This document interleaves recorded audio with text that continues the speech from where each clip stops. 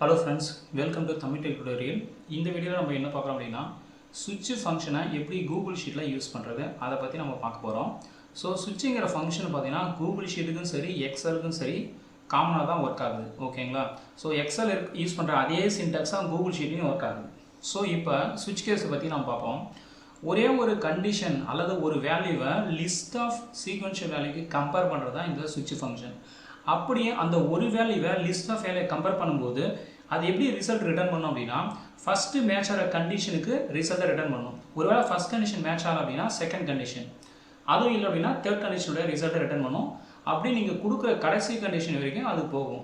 அப்படி நீங்கள் கொடுத்த கண்டிஷன் எதுவுமே மேட்ச் ஆகல அப்படின்னா கடைசியாக வந்து பார்த்தோன்னா இந்த டிஃபால்ட் வேல்யூ வந்து ரிட்டர்ன் ஆகும். ஆனால் இந்த டிஃபால்ட் வேல்யூ கூட பார்த்தோன்னா ஆப்ஷனல் தான். நீங்கள் கொடுத்துருந்தீங்கன்னா அது வந்து பிரிண்ட் ஆகும். அப்படி நீங்கள் கொடுக்கல அப்படின்னா நோ ரிசல்ட், எதுவுமே வராது. இதுதான் வந்து switch ஃபங்க்ஷன். ஸோ switch ஃபங்க்ஷனோட சின்டாக்ஸ் வந்து இதுதான். ஃபஸ்ட்டு வந்து பார்த்தோம் அப்படின்னா எக்ஸ்பிரஷன். இந்த எக்ஸ்பிரஷனை இந்த லிஸ்ட் ஆஃப் வேல்யூஸ்க்கு வந்து நம்ம கம்பேர் பண்ணுறோம். அதாவது இந்த லிஸ்ட் ஆஃப் வேல்யூஸ்க்கு கம்பேர் பண்ணுறோம். ஓகேங்களா? அப்படி இந்த எக்ஸ்பிரஷன் எந்த வேல்யூவோட மேட்ச் ஆகுதோ அதுக்கான கரஸ்பாண்டிங் ரிசல்ட் தான் ரிட்டர்ன் ஆகும். ஓகேங்களா? இங்கே எக்ஸ்பிரஷனா என்னென்னா எக்ஸ்பிரஷன் பொதுவாக ப்ரோக்ராமிங் லாங்குவேஜில் எக்ஸ்பிரஷன் பார்த்தோம் அப்படின்னா வேரியபிளும் ஆப்ரேட்டரும் சேர்ந்து தான் எக்ஸ்பிரஷன் நம்ம சொல்லுவோம். ஆனால் இங்கே அந்த ஷீட்டு எக்ஸலை பொறுத்த வரைக்கும் எக்ஸ்பிரஷன் எதுலாம் அப்படின்னு பார்த்தோன்னா டைரெக்டான செல்லை இன்புட்டாக கொடுக்கலாம். அப்படி நீங்கள் லாஜிக்கல் கண்டிஷனோட கொடுக்கலாம். அப்படி இல்லை அப்படின்னா வெறும் நம்பரை நீங்கள் இன்புட்டாக கொடுக்கலாம் எக்ஸ்பிரஷனுக்கு, இல்லைனா ஸ்ட்ரிங்காக கொடுக்கலாம், இல்லைனா நேம்டு ரேஞ்சாக கொடுக்கலாம், இல்லைனா பூலியன் வேல்யூஸாக நீங்கள் கொடுக்கலாம், இல்லைனா வந்து மேத்தமெட்டிக்கல் அதாவது ப்ரோக்ராமிங்கில் யூஸ் பண்ணுற எக்ஸ்பிரஷனாக நீங்கள் கொடுக்கலாம். ஸோ இது எல்லாமே எக்ஸ்பிரஷன் தான். இதில் நீங்கள் எதை வேணாலும் எக்ஸ்பிரஷனுக்கு இன்புட்டாக கொடுக்கலாம். இப்போ நான் கொடுக்க போகிறது வந்து இந்த செல் ரெஃபரன்ஸ் தான் நான் கொடுக்க போகிறேன். ஓகேங்களா? ஸோ நெக்ஸ்ட்டு வந்து டிஃபால்ட் வேல்யூ வந்து நான் ஆப்ஷன் சொல்லியிருக்கேன். நீங்கள் வந்து டிஃபால்ட் வேல்யூ கொடுத்துருந்தீங்கன்னா மட்டும்தான் அந்த ரிசல்ட் அதுக்கான மெசேஜ் பிரிண்ட் ஆகும். அப்படி டிஃபால்ட் வேல்யூ கொடுக்கல அப்படின்னா எந்த ரிசல்ட்டுமே வராது. அதுவும் எப்போ இது வரும் அப்படின்னா நீங்கள் கொடுத்த எந்த கண்டிஷனும் பாஸ் ஆகலை அப்படின்னா அப்போ தான் வந்து இது ஒர்க் ஆகும். சரி, இப்போ இந்த switch ஃபங்க்ஷனுக்கு ஒரு சின்ன எக்ஸாம்பிள் நான் என்ன பண்ணுறேன் அப்படின்னா ஒரு டேட்டை இன்புட்டாக கொடுத்தோம் அப்படின்னா அதனுடைய டேவை வந்து டைனமிக்காக வந்து பிரிண்ட் ஆகுறதுக்கு இந்த switch ஃபங்க்ஷன் நான் யூஸ் பண்ண போகிறேன். அதுக்கு 2 ஸ்டெப்பு தான். ஃபஸ்ட்டு வந்து என்ன பண்ணுறேன்னா கொடுத்த டேட்டோடைய டே ஆஃப் வீக் வந்து கண்டுபிடிக்கிறதுக்கு வீக் டேங்கிற ஒரு பில்டிங் ஃபங்க்ஷன் யூஸ் பண்ணிங்க அப்படின்னா அது வந்து என்ன பண்ணும் அப்படின்னா 1லேருந்து 7 வரைக்கும் இருக்கிற கோடை தான் ரிட்டர்ன் பண்ணும். அதாவது 1 அப்படின்னா நம்ம மண்டே, 2 அப்படின்னா டூஸ்டே, 3 அப்படின்னா வெட்னஸ்டேங்கிறத நம்ம கன்சிடர் பண்ணிக்கலாம். அந்த வீக் டேவோட ரிசல்ட்டை இந்த switch ஃபங்க்ஷன் நீங்கள் இன்புட்டாக கொடுத்துட்டு, ஏன்னா இந்த வீக் டே வந்து பார்த்தோன்னா ஒரு சீக்வென்ஷியல் வேல்யூ தான் கொடுக்கும். 1லேருந்து 7 ஏதாவது ஒரு வேல்யூ கொடுக்கும். ஆனால் உங்களுக்கு ரிசல்ட் வந்து 1லேருந்து 7 வரைக்கும் தான் இருக்கும்.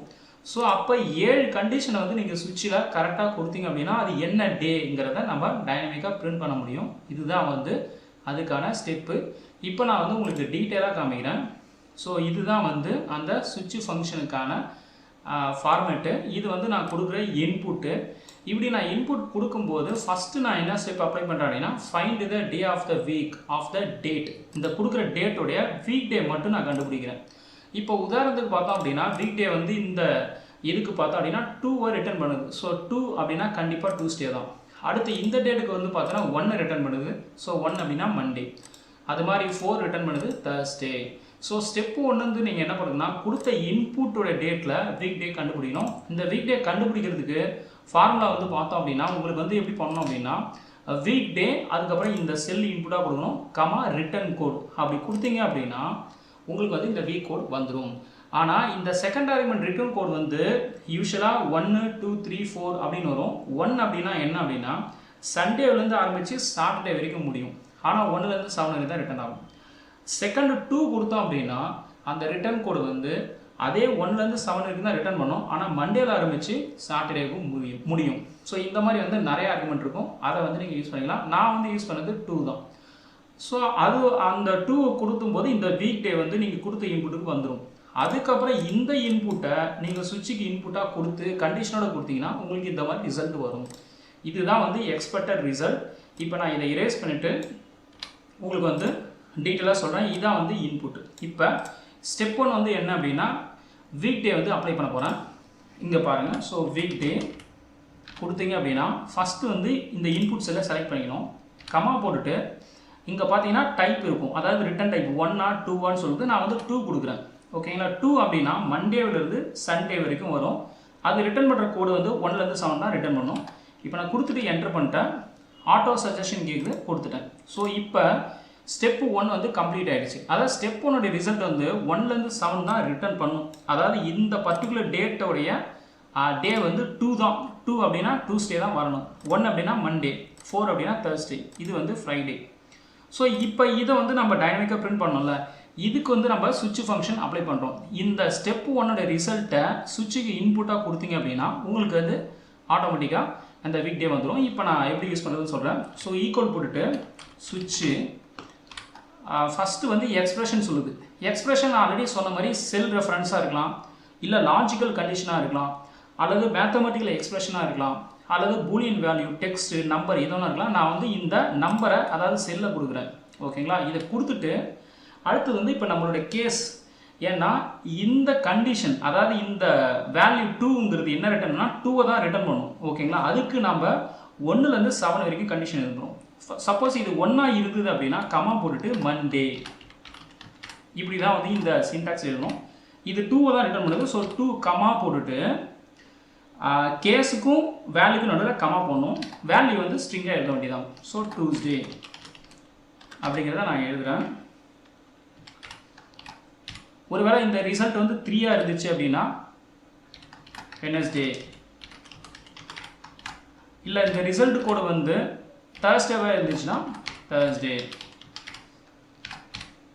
இல்லை 5 இருந்துச்சு அப்படின்னா ஃப்ரைடே,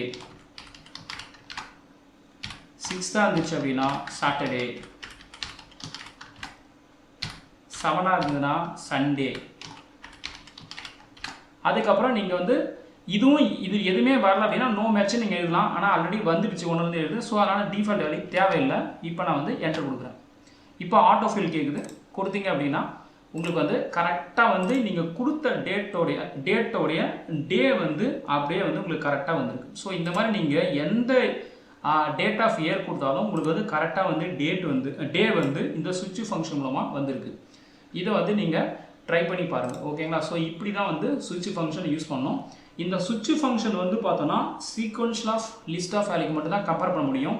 இது வந்து நீங்கள் வந்து ஒரு செலக்டட் ரேஞ்சுக்கு அப்ளை பண்ண முடியாது. உதாரணத்துக்கு வந்து பார்த்தோன்னா இப்போ ஜிபியை கண்டுபிடிக்கிறீங்க அப்படின்னா 90லேருந்து 100 அந்த மாதிரி ரேஞ்சுக்கெலாம் இந்த சுவிட்சை பண்ண முடியாது. ஏன்னா சுவிட்சு வந்து பார்த்தீங்கன்னா சீக்வன்ஷியலாக இருக்கிற வேல்யூக்கு தான் நீங்கள் கொடுக்குற எக்ஸ்பிரஷனோட கம்பேர் பண்ண முடியும். இதுதான் இதனுடைய அட்வான்டேஜ், இதுதான் இதனுடைய ட்ராபேக்கும் கூட. ஸோ இந்த வீடியோ வந்து பிடிச்சிருந்தா லைக் பண்ணுங்கள், ஷேர் பண்ணுங்கள். நன்றி, வணக்கம்.